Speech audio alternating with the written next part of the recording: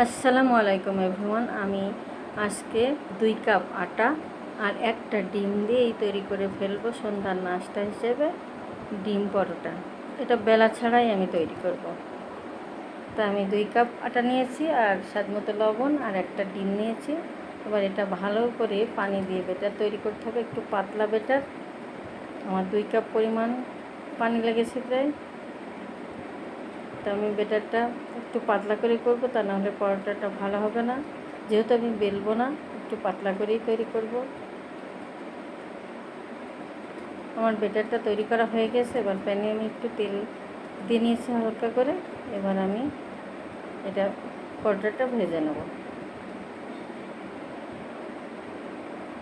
এভাবে বেলা ছাড়াই পরোটা আপনাদের কার কার ভালো লাগে অবশ্যই কিন্তু কমেন্টস করে জানাবেন। আমার তো খুবই ভালো লাগে।